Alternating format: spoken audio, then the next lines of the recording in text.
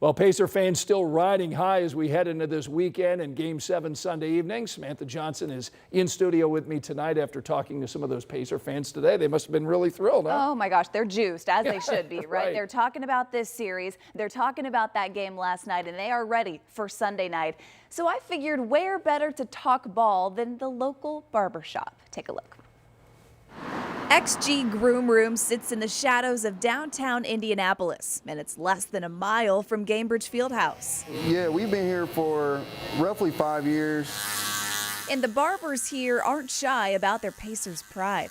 I grew up a Knicks fan, I'm not even gonna lie, I did. But they changed my mind, you know, they changed my mind, I had to convert, and I'm glad I did. Friday morning came quickly after Thursday's late night win. Oh, no sleep at all. But Darian Walker says it's worth it for the Sirs. Oh man, we got a fighter's chance. This is all we wanted, was a little bit of hope and a chance. Fourth grader Tyler Fischel tells me his favorite player will determine the final game of the season. Tyrese Halliburton. That's how we're going to win this game, because if he gets an injury, that's how the crowd is going to be nervous, and that's how we're going to probably lose, because Shea Alexander might go on fire. Go Pacers. Fans say this year's team is tight and sharp. It's the same here at the Groom Room. It's like family. It's the people, the barbers, not only their skill, but they're very good people. Oh, Ernie Johnson came in here about a week ago or a week and a half ago, and he got a haircut and shouted us out on TNT, and ever since then we've been swamped with people coming from all over Indiana. Because in 49 states, it's just basketball, right? But this is Indiana. Hard to believe, 25 years. It's 0-0. May the best team win. There you have it. A big shout out to the guys at the Groom Room. They were awesome to hang out with today. Right. And little fourth grader Tyler, he knows his stuff. He was breaking it down for us. He was impressive. So like we said, Game 7 set for Sunday night. Dom and Eli will be there. Yeah, we can't wait for Sunday. Sam, thanks so much. All right, let's talk about the weather. Certainly a gorgeous day for the first official day of summer. And the summer heat is right on schedule. We've got a heat wave coming in with 90s. Angela's tracking it, and we're not going to get any relief from this, are we? No, once it starts tomorrow, it's going to last. We have all weather impact alert days in the 7-day forecast. First 90s of the season, and it's a long heat wave that starts this weekend. We go under a heat advisory tomorrow afternoon all the way through Tuesday. That's highlighted in orange, and we're one of millions dealing with the excessive heat. We may, in fact, see our advisory upgraded to an excessive heat watch. The areas under the heat watch upgraded to a warning. Just stick with us and know that it is going to be hot. The 90s start this weekend, will last through late next week. A multi-day heat wave with feels like temperatures topping 100. So now is a good time to be thinking about next week. How can I perhaps adjust some outdoor plans so I don't have to be out in the heat of the day during the late afternoon and evening hours? And if I do, I need to limit that time, take frequent breaks, and know the signs of heat stress. I'm going to have a few tips for you in the full forecast. Temperatures right now in the low to mid 80s, 85 Carmel, 82 Greensburg, 84 in Brown County. The clouds we have overhead now will decrease overnight. Temperatures close to 70 early tomorrow. From there, we're going to climb quickly and be in the mid 80s by midday. This weekend is the Talbot Street Art Fair. Lots of big trees on Talbot Street, so find the shade if you can. Highs tomorrow in the low 90s. Angela, thanks so much. So this intense heat is about to hit us here in central Indiana, and thousands of Hoosiers are still without power. Ashton Hackman was on the east side of Indy today in a neighborhood still on the waiting list after the storms. And Ashton, neighbors there are going to be bracing for what could be a few more days without electricity. Yeah, hey there. Power is still out for neighbors here on the east side, and they say the restoration has been so haphazard that they don't know when power will be back on. For example, people on this side of the street, they have power, but neighbors on the other say they are still without.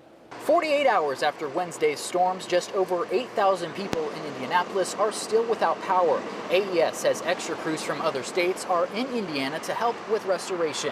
While power is back on for 90% of customers, the next spots to restore are smaller individual customers. It could be until Sunday afternoon until everyone has power.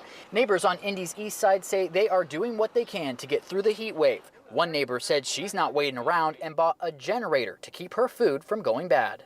Kind of got to roll with the punches because, you know, at this point, what can you do besides try to save the food, save some money that you can, but we're spending extra money as well. So, you know, just having to deal with it. Neighbors hoping to get power soon before an intense heat wave.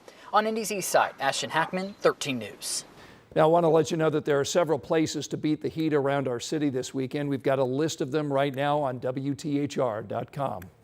Tonight at 6, we now know the name of that toddler who died yesterday from that accidental self-inflicted shooting. 2-year-old Javarius Bickett was found shot in the CVS parking lot near 46th and Keystone yesterday. Police tell us they believe the little boy accidentally shot himself inside of a car. It's a tragedy that Riley Hospital for Children says they see all too often. According to IU Health Riley Hospital, they have treated 23 kids for gunshot wounds already this year. 7 of those were considered accidental or unintentional. 16 were considered violent. That's on pace for what the hospital treated last year. That's when they saw a total of 47 kids in the ER suffering from gunshot wounds. IMPD is still investigating this latest shooting. So far, no charges have been filed. Well, the final 3 defendants have now been convicted in the kidnapping and murder of Corbin Rogers. Rogers was found inside of a vacant home on Euclid Avenue with several gunshot wounds in 2022. The Marion County prosecutor told us that Christina Clark, Jocelyn Johnson, and Deshaun Bigby Cummings were convicted of murder and kidnapping. Now, Johnson was also convicted of the habitual offender sentencing enhancement. Daniel Jackson and Jaheim Miller pleaded guilty to conspiracy charges in that case. And we've got an update for you tonight on the death of an Indiana native in Colorado back in 2020. Suzanne Morphew's husband, Barry, tonight is indicted a second time on first-degree murder charges. Barry Morphew was first arrested for Suzanne's murder in May of 2021. Those charges were later dismissed about a year later. A district attorney's office in Colorado says a grand jury indicted Barry on a new murder charge. He was arrested today in Arizona, and he'll be sent back to Colorado. Still ahead on this Friday evening, IMPD now has 13 new officers but needs hundreds more. Why they say today's graduation is still a positive step. And a little later tonight, the wife of a Pacers legend, a big part of the team's history. The key role Nancy Leonard played in years the team struggled. Angela? Scott, it's going to be a hot weekend as 90s arrive. More on the heat wave and how you can protect yourself, your family, and your pets in your full forecast.